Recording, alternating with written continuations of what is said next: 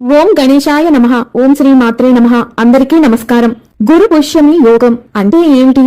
ఈ యోగం ఉన్నప్పుడు ఏ పనులు చేయవచ్చు, ఏ పనులు చేయకూడదు, బంగారం ఏ రోజున కొనాలి, ఏ రోజున కొంటే మళ్ళీ మనకి కొనే స్తోమత వస్తుంది అన్న పూర్తి విషయాలను ఈ వీడియో ద్వారా తెలుసుకుందాం. మొదటిసారి ఛానల్ ని చూసేవాళ్ళు మా ఛానల్ ని సబ్స్క్రైబ్ చేసి పక్కనే ఉన్న బెల్ ఐకాన్ ని ప్రెస్ చేయండి. దీనివల్ల మీకు రానున్న ఆధ్యాత్మిక వీడియోస్ అన్ని కూడా నోటిఫికేషన్ ద్వారా మీకు అందుతాయి. మా వీడియోస్ మీకు నచ్చినట్లయితే లైక్ చేయండి, షేర్ చేయండి. మన భారతీయ జ్యోతిష్ శాస్త్రం ప్రకారం తిథి, నక్షత్రం, శుభదినం లాంటివి శుభాలుగా భావిస్తాము. శుభదినాన మంచి కార్యక్రమాలు లేదా నూతన కార్యక్రమాలు ప్రారంభిస్తే అంతా మంచే జరుగుతుంది అన్నది మన విశ్వాసం. ఎటువంటి పవిత్రమైన సమయంలో నిర్వహించే ఎలాంటి పనులైనా అనుకూల ఫలితాలు అందుకుంటాయి అని నమ్ముతాము. గురు పుష్య యోగం కూడా అలాంటి పవిత్రమైన రోజే. గురువారం నాడు పుష్యమి నక్షత్రం వస్తే గురు పుష్య యోగం అని అంటారు. దీన్నే గురు పుష్యామృత యోగం అని కూడా అంటారు. గురుగ్రహం విజ్ఞానానికి సంకేతం, అందుకే గురువుని పవిత్రంగా భావిస్తారు. అలాగే పుష్యమి నక్షత్రం శుభ్రతకు, మృదుత్వానికి చిహ్నము, అందుకే దీన్ని గొప్ప నక్షత్రం అని కూడా అంటారు. ఈ బృహస్పతి పుష్య నక్షత్రం కలిసినప్పుడు శుభకాలం ప్రారంభమవుతుంది. ఈ కాలంలో చేపట్టిన ఏదైనా కార్యాచరణ శుభప్రదంగా అవుతుంది. ఈ గురు పుష్య యోగం ఉన్నప్పుడు ముహూర్తం చూసుకోవాల్సిన అవసరం లేదు. ఈ రోజున ప్రతి క్షణము శుభప్రదమైనది మరియు జ్యోతిష శాస్త్రపరంగా ఇది 1000 రెట్లు ఎక్కువ శక్తివంతమైనది అని కూడా భావిస్తారు. గురు పుష్యమి యోగం ఉన్న రోజున పెట్టిన పెట్టుబడులు అనేక రెట్లుగా పెరుగుతాయి. బంగారం, ప్లాటినం, వెండి, డైమండ్స్ మరియు ఇతర లోహాలలో పెట్టుబడి పెట్టడానికి మంచి తేదీ. ఫ్లాట్, కొత్త ఇళ్ళు, ఫ్యాక్టరీ, షాపు మొదలైన వాటిని కొనడానికి, ప్రారంభించటానికి మంచి రోజు. ఆస్తి మొదలైన వాటిలో పెట్టుబడి పెట్టడానికి కూడా ఈ రోజు చాలా అనువైనది. వాహనం కొనుగోలుకు ఈ రోజు చాలా మంచిది. ఈ రోజు ఫ్లాట్ లేదా భూమి మొదలైన వాటికి అడ్వాన్స్ లేదా టోకెన్ మొత్తాన్ని ఇవ్వడానికి చాలా మంచి తేదీ. కొత్త ఇల్లు కొనడం లేదా కొత్త ఇంటికి మారడానికి కూడా ఈ రోజు చాలా అనువైన రోజు. ఈ రోజున నూతన భవనానికి శంకుస్థాపన, గృహప్రవేశం చేస్తే చాలా మంచిది. అలాగే మంత్ర తంత్రాలను నేర్చుకోవడానికి మరియు తండ్రి, తాత, గురువుల జ్ఞానాన్ని పొందడానికి కూడా ఈ రోజు చాలా మంచి రోజు. ఇంత శుభప్రదమైన ఈ గురు పుష్యమి యోగం ఉన్న రోజున వివాహాది కార్యక్రమాలు చేయడానికి అరిష్టంగా భావిస్తారు. దీనికి ఒక పురాణ గాథ ఉన్నది. పురాణాల ప్రకారం బ్రహ్మదేవుడు కుమార్తె శారద, ఆమె వివాహానికి అన్ని ఏర్పాట్లు చేశారు.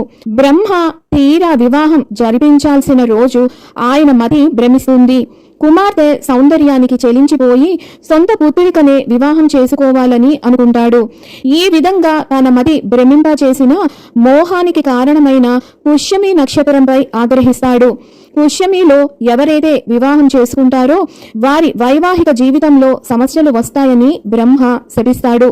అందుకే గురు పుష్యమి యోగం అంత మంచి యోగం అయినప్పటికీ వివాహానికి అరిష్టం అని చెబుతారు పెద్దలు. ఒకవేళ ఈ రోజున మీకు బంగారం కొనుక్కోవటానికి లేదా ఆస్తులు, వాహనాలు ఇలా ఖరీదైన ఎలక్ట్రిక్ సామాను, వస్తువులు కొనుక్కోవటానికి స్తోమత లేకపోతే ఇప్పుడు చెబుతున్నటువంటి వస్తువులలో మీరు ఏదైనా కొనుక్కోండి. ఈ రోజున పసుపు కొనుక్కోవచ్చు. పప్పులు, శనగపిండి ఇలాంటివి పసుపు రంగులో ఉండే వస్తువులు కొనుక్కోవచ్చు. ఆవు నెయ్యి కొనుక్కోవచ్చు. మతపరమైన పుస్తక గ్రంథాలను కొనుక్కోవచ్చు. శ్రీ యంత్రం లేదా కుబేర యంత్రాన్ని కొనుక్కోవచ్చు. ఇక ఈ రోజు అస్సలు కొనుక్కోకూడని వస్తువులు: ఇనుముతో చేసినవి, గాజు, పదునైన వస్తువులు, నలుపు రంగు వస్తువులు, తోలు, ప్లాస్టిక్ వస్తువులు ఈ రోజు అస్సలు కొనకూడదు. ఈ గురు పుష్యమి యోగం ఉన్న రోజున పూజా విధానం ఏంటి అనేది ఇప్పుడు తెలుసుకుందాం. ఈ రోజున ఉదయాన్నే స్నానం చేసేటప్పుడు నీటిలో చిటికెడు పసుపు వేసుకొని స్నానాన్ని ఆచరిస్తే మంచిది. అనంతరం పసుపు రంగు దుస్తులను ధరించాలి. ఆ తరువాత మీ ఇంటి ప్రధాన ద్వారం పైన స్వస్తిక్ చిహ్నాన్ని వేసి ఇంటి ముందు ముగ్గును వేసుకోవాలి. ఆ తరువాత లక్ష్మీదేవి ఫోటో లేదా విగ్రహం ముందు లేదా లక్ష్మీనారాయణులు విఘ్నేశ్వరుణ్ణి ఈ రోజున పూజించటం చాలా శ్రేయస్కరం. వారి ముందు ఆవు నేతితో దీపాన్ని వెలిగించాలి. కనకధార స్తోత్రాన్ని పఠించాలి. పసుపు రంగు పువ్వులతోటి అర్చించండి. వీలైతే పసుపు రంగులో ఉండేటటువంటి నైవేద్యాన్ని, తీపి పదార్థాన్ని సమర్పించండి. మీకు అంత సమయం స్థితి లేకపోతే బెల్లం ముక్కను నివేదించండి. ఆ తరువాత మంగళ నీరాజనాన్ని సమర్పించి పూజను ముగించండి. బెల్లం, రొట్టెలు గోమాతకు పెడితే చాలా మంచిది. అలాగే ఈ రోజున ఎవరైతే ఆకలితో ఉంటారో, నిస్సహాయ స్థితిలో ఉంటారో వాళ్ళకి మీ శక్తి కొలది దాన ధర్మాలను చెయ్యండి. ఇక ఎవరికైతే బంగారం కానీ విలువైన వస్తువులు కానీ కొనుక్కునే స్తోమత స్థితి ఉండదో, మీకు కొనుక్కునే స్థితి రావాలి అంటే కనుక మీరు ఈ రోజున మొదలు పెట్టుకొని మీరు నిత్యము కూడా నేను చెప్పబోయే ఈ శ్లోకాన్ని పఠిస్తూ ఉండండి. అదే స్వర్ణ గణపతి మంత్రం. ఈ మంత్రం ఎవరైతే ప్రతి నిత్యము ఆవు నేతితో దీపం వెలిగించి ఆ తరువాత మీ శక్తి కొలది 108, 54, 21 సార్లు పఠిస్తారో వారి ఇల్లు నెమ్మదిగా స్వర్ణమయం అవుతుంది.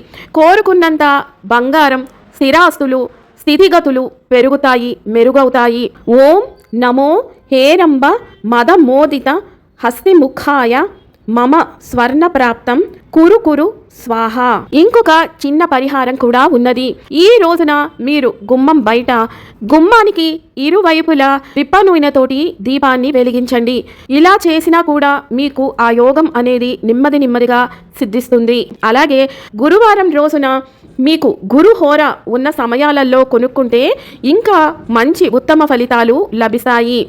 ఒకవేళ మీకు ఈ గురు పుష్యమి యోగం ఉన్న రోజుల్లో కొనుక్కోవటం కుదరకపోతే ప్రతి నెలలో మనకి పుష్యమి నక్షత్రం ఏ రోజైతే ఉంటుందో ఆ రోజున మీరు బంగారాన్ని కొనుక్కోవచ్చు. అది కూడా కుదరకపోతే బుధవారం, గురువారం, శుక్రవారాలు బంగారం కొనుక్కోవడానికి మంచి రోజులు. విన్నారు కదా గురు పుష్యమి యొక్క పూర్తి వివరాలు, ఏ రోజుల్లో మనకి వస్తాయి అన్న పూర్తి విషయాలను మరొక వీడియోతో మళ్ళీ మిమ్మల్ని అందరినీ కలుసుకుంటాను. సెలవు మరి. సర్వం ఈశ్వరార్పణమస్తు. స్వస్తి.